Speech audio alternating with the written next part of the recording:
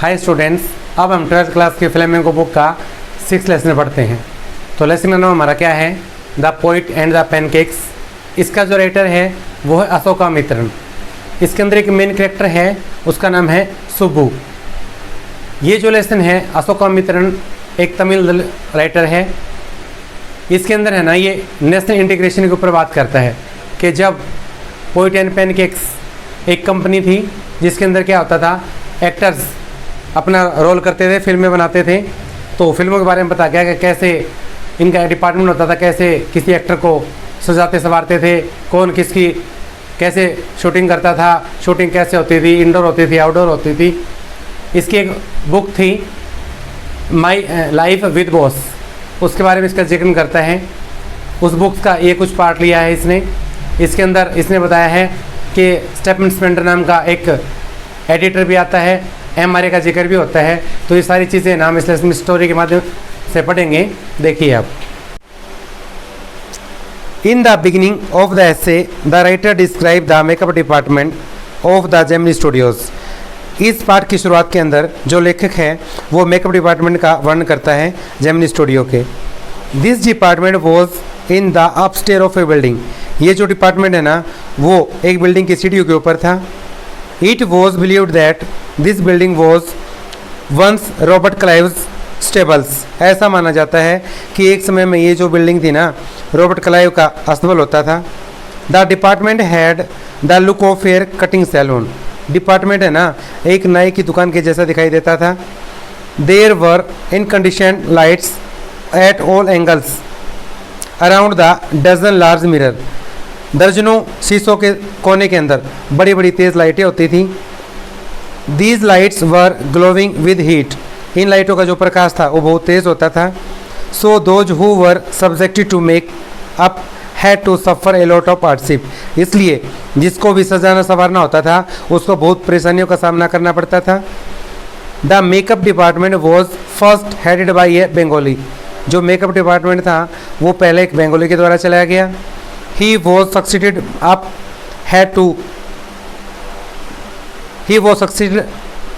to make by a Maharashtrian। तब उसको एक महाराष्ट्रियन के द्वारा इसको आगे बढ़ाया गया। He was assisted by men from धारीवाड़। उसके बाद इसमें Dharwar, Andhra Pradesh, Burma and usual local Tamils और लोकल तमिल लोग शामिल हो गए।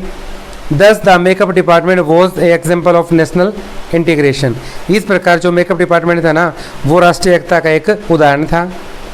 Pancake was the brand name of the makeup material that the Gemini studio bought in truckloads. Pancake एक ब्रांड नेम था मेकअप डिपार्टमेंट का, जो जेमिनी स्टूडियो के अंदर ट्रक भरकर लाया जाता था। Pancake and the other locally made material were used in the makeup. Pancake और अन्य जो लोकल मटेरियल था उसको मिलाया जाता था। Heavy makeup was use for the actor. सबसे ज़्यादा मेकअप जो मुख्य एक्टर होता उसके लिए किया जाता था। The writer comments that the makeup man could turn any decent looking person into a ugly looking. जो राइटर है वो एक बात का कमेंट करता है कि मेकअप डिपार्टमेंट किसी भी अच्छे खासे दिखने वाले व्यक्ति को बदा बना सकता था। क्राइम्सन कलर्ड मोनेस्टर, कलर करके या क्रीम करके उसको राक्षस बनाया जा सकता था। Those were the days of mainly indoor shooting. उन दिनों ना सारी शूटिंग लगभग इंडोर होती थी। Only 5% of the films was shot outdoors. केवल 5% फिल्में ही बाहर बनाई जाती थी। There was a strict hygiene in the makeup department. वहाँ पर मेकअप डिपार्टमेंट के लिए स्पेशल एक रवैया अपनाया जाता था। The chief makeup man made the chief actors and actors अगली। जो मुख्य मेकअप मैन होता था ना, वो मुख्य एक्टर और एक्टर्स को बद्दा बनाता था। His senior assistant did the makeup of the second hero and heroine. उससे उसका जूनियर असिस्टेंट था जो वो जूनियर हीरो और हीरोइन का मेकअप करता था। The junior assistant handled the main comedian. सबसे जो जूनियर होता था वो जो कॉमेडियन था उसका मेकअप करता था। The players who played the crowd were the responsibility of the office boy. अब जो भीड़ वहाँ पर जो प्लेइंग नाटक कर रही होती थी उसका जो मेकअप था वो ऑफिस बॉय करता था। The office boy was not exactly a boy. जो ऑफिस बॉय था ना वो वास्तव में एक लड़का नहीं था। He was in his early 40s। वो लगभग 40 की उम्र में पहुंच गया था। He had entered the studios years ago with dreams in his eyes. उसने स्टूडियो के अंदर अपनी आंखों में सपने लेकर प्रवेश किया था। He had dreamed of becoming a star actor.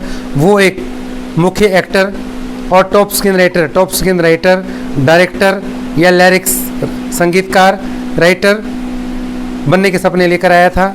He was a bit of poet also. वो एक छोटा मोटा कवि भी था। In those days the writer worked in a cubicle. उन दिनों जो राइटर था ना वो एक कैबिन में काम करता था। He was always seen sitting at is table tearing newspaper day in and day out. वो लगभग सारा दिन अपने कैबिन में बैठकर न्यूज़पेपर फाड़ता हुआ दिखाई देता था दिन और रात में। Therefore many people in the studios thought that he had no work. वहाँ पर बहुत सारे स्टूडियो में लोग बैठे सोचते थे कि उसके पास करने के लिए कोई काम नहीं था। The office boy would often come to the writers cubicle and tell him how to literary talent was being wasted in the makeup department. इस जो ऑफिस बॉय था वो अक्सर लेखक के कैबिन में आता और उसको बोलता कि कैसे उसका यहाँ पर साहित्यिक प्रतिभा है ना वो वेस्ट हो रही है। He thought that the department was fit only for the barber and perverts. उसने कहा ये जो डिपार्टमेंट है ना केवल नाई की दुकानों के लिए कामयाब है। He instead on reading out his poems to the writers. वो अपनी पोइम राइटर को पढ़ कर सुनाता था। The writer was often fed up with him. जो राइटर था वो उससे तंग आ गया था। So he played for crowd shooting all times. इसलिए ना वो प्रार्थना करता रहता था कि हर टाइम शूटिंग होती रहे। Then the office boy would be busy doing their makeup. तब वो ऑफिस बॉय अपने काम में व्यस्त हो जाता। And the writer could be spared from listening to his epics. और लेखक को उसके ग्रंथ सुनने से छुटकारा मिल जाता। Kothamangalam Subbu was the number 2 at the Gemini studios. Kothamangalam Subbu जिसका जेमिनी स्टूडियो के अंदर दूसरा स्थान था। The office boy did not like him. Office boy उसको पसंद नहीं करता था। He felt that all is suffering disgrace and neglect were due to him. वो उसने महसूस किया कि उसकी सारी पीड़ाएं, दुख और उसका मेलना वो सारी सुब्बू के कारण है।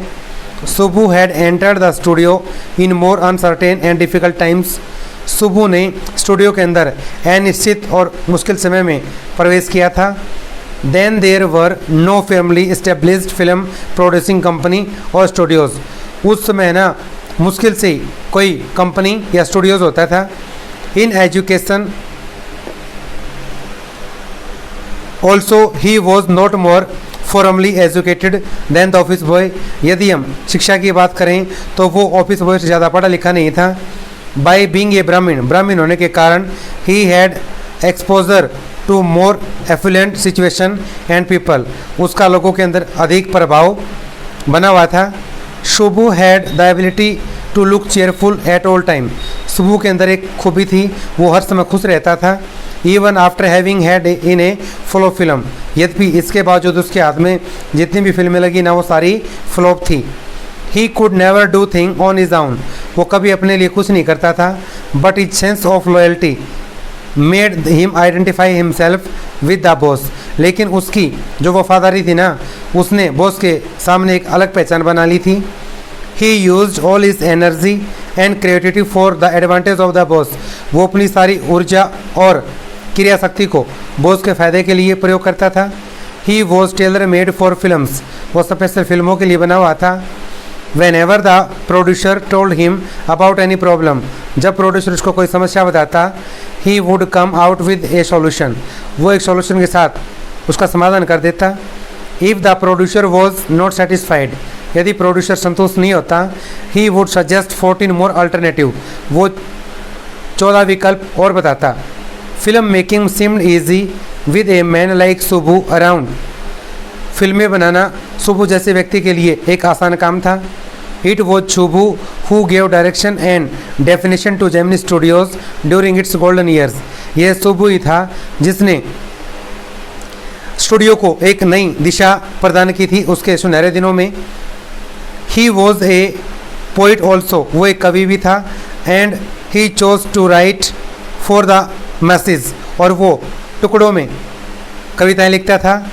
His success in films overshadowed his literary achievements, उसकी फिल्मों में सफलता ने उसके साहित्यिक उपलब्धि को ढक लिया था।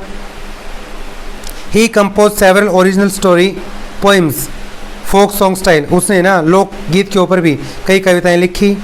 ही रोट ए नॉवल थिलाना मोहनम्बल, उसने एक उपन्यास भी लिखा Thillana Mohanambal. He was a good actor, वो एक अच्छा एक्टर था। He never aspired to the lead role, उसने कभी भी मुख्य रोल की इच्छा जाहिर नहीं की। He played secondary role in film, वो फिल्मों में दूसरे दर्जे का रोल करता था। But performed better than the main actors, लेकिन जो मुख्य एक्टर होता था ना वो उससे भी अच्छा रोल करता था। Subbu had a genuine love for anyone he came across, Subbu का सबसे एक अच्छा पैर प्रेम होता था जो उसके सामने आता था। He use to feed and support many person, वो बहुत सारे लोगों को खाना खिलाता था, उनको सहारा देता था। But even he had enemies, लेकिन इसके बावजूद उसके दुश्मन थे। Perhaps it was become because he seemed so close and intimate with the boss, शायद ये इसके लिए इसलिए था क्योंकि वो बॉस के बिल्कुल नज़दीक दिखाई देता था। Subbu was always sent with the boss, Subbu was always seen with the boss, Subbu हमेशा बॉस के साथ दिखाई देता था। Yet in the attendance roll, लेकिन यदि हाजिरी की बात करें हम, he was grouped under the story department, तो उसका जो डिपार्टमेंट था वो स्टोरी डिपार्टमेंट था। This department comprised a lawyer, इस डिपार्टमेंट के अंदर एक वकील and a group of writer and poets, लेखक और कवि थे। The lawyer was officially known as legal adviser, जो लॉयर था उसको मुख्य रूप से लीगल एडवाइज़र के रूप में जानते थे। But everybody refer to him as the opposite, लेकिन हर कोई उसको इस काम के विपरीत मानता था। वंस एन एक्सट्रीमली टैलेंटेड, एक बार एक अत्यधिक प्रतिभाशाली बट मूडी लेकिन तुनक मिजाज एक्टर्स अभिनेत्री burst out in the on the sets, set के ऊपर भड़क पड़ी। एवरीवन लुक स्टन, हर कोई सन रह गया। The lawyer quietly switched on the recording equipment, lawyer ने चुपके से रिकॉर्डिंग यंत्र को चालू कर दिया। When the actors relax for some time, जब अभिनेत्री थोड़ी देर के लिए आराम करने लगी, the lawyer played back the recording, lawyer ने रिकॉर्डिंग को चालू कर दिया। The actors was shocked to hear her own voice, लेखिका अभिनेत्री अपनी आवाज़ सुनकर सदमे में आ गई। She never quite recovers from the shock, वो सदमे से कभी उबर नहीं सकी। And that was the end of her acting career, और यह उसके एक्टिंग करियर का अंत था। Every one in the department wore a khadi uniform, हर कोई उस डिपार्टमेंट के अंदर खादी ड्रेस पहनता था। बट द लीगल एडवाइज़र वोर पैंट्स, लेकिन जो लीगल एडवाइज़र था वो पैंट एक टाई एंड एक कोट, और एक कोट पहनता था। He was a man of cold logic in a crowd of dreams, वो भीड़ के अंदर लोगों को ठंडे तरक देता था। He also once made films which flopped, उसने फिल्में भी बनाई जो फ्लॉप हुई। Then the boss close down the story department and the lawyer lost he job, तब बॉस ने स्टोरी डिपार्टमेंट को बंद कर दिया और लॉयर की जॉब चली गई। Gemini studio was the favourite Hunt of various poet, Gemini studio अलग अलग प्रकार के कवियों का एक प्रसिद्ध अड्डा था। पोइट्स लाइक, कवि जैसे S D S. Yogiyar, Sangu Subramanyam, Krishna Shastri and Harindranath Chattopadhyay use to come to the studios, इस स्टूडियो के अंदर आते थे। It had an excellent mess which supplied good coffee at all times of the day and most part of the night, इसके अंदर एक बहुत अच्छा मैस था जो पूरा दिन और रात अच्छी कॉफ़ी सप्लाई करता था। The studio radiated leisure which is the first department for the poetry, studio के अंदर है ना जो सबसे आराम का समय होता था वो कवियों के लिए होता था। मोस्ट ऑफ देम वोर खादी एंड वर्शिप्ड गांधी, अधिकतर लोग खादी ड्रेस पहनते थे और गांधी जी की पूजा करते थे। बट बियॉन्ड दैट, लेकिन इसके बावजूद they had not the vague appreciation of political thought of any kind, उनके अंदर किसी प्रकार की राजनीतिक विचारधारा नहीं थी। The man at the studios had a natural dislike for communism, वहाँ के जो आदमी थे स्टूडियो के अंदर वो कम्युनिज्म को पसंद नहीं करते थे। They thought that the communist were godless people, वो सोचते थे कि जो कम्युनिस्ट लोग हैं वो भगवान रहित पीपल हैं, यानी भगवान को न मानने वाले लोग। They had no love for wives and children, उनका अपने बच्चों के प्रति और अपनी पत्नियों से कोई लगाव नहीं होता। They were ready to separate unrest and violence, वो हमेशा बेचैनी और हिंसा फैलाने के लिए तैयार रहते थे। When Frank Buchman's moral rearmament army of 200 people visited Madras in 1952, the Gemini Studio played the host. जब फ्रेंच बुचमैन की मोरल रियारमेंट लगभग 200 आदमी मद्रास के अंदर 1952 में आए, तब जेमिनी स्टूडियो ने उनका स्वागत किया। The MRA was a kind of counter movement to international community, जो MRA थी वो एक प्रकार का ना अंतर्राष्ट्रीय साम्यवाद के ऊपर थी। दे couldn't find a better host in India than the Gemini Studio, उनको ना जेमिनी स्टूडियो को छोड़कर कोई भी मेज़बानी नहीं कर सकता था। दे presented two plays in a most professional manners, उन्होंने 2 नाटक बड़े ही सुंदर ढंग से प्रस्तुत किए। These plays were Jotham valley and the forgotten factor, ये जो नाटक थे एक जोथम वैली और दूसरा द फॉरगॉटन फैक्टर था। And they ran several shows in Madras, और उन्होंने ना मद्रास के अंदर कई शो दिखाए। Their sets and costume were first rate and greatly impressed and influenced the Madras and the Tamil drama community, उनकी जो सेट की तैयारी थी, उन्होंने जो उसको सजाया गया, सेट को सजाया गया था, वो तमिल के लोगों के द्वारा और मद्रास के लोगों के द्वारा बहुत पसंद किया गया। A few months later there was the news that, कुछ महीनों के बाद एक खबर और आई, an English poet was visiting the Gemini studio, एक अंग्रेज़ी कवि जेमिनी स्टूडियो के अंदर आ रहा था। But the rumour was that he was not a poet but an editor, लेकिन भ्रम इस बात का था कि वो एक पोइट नहीं, एक संपादक था।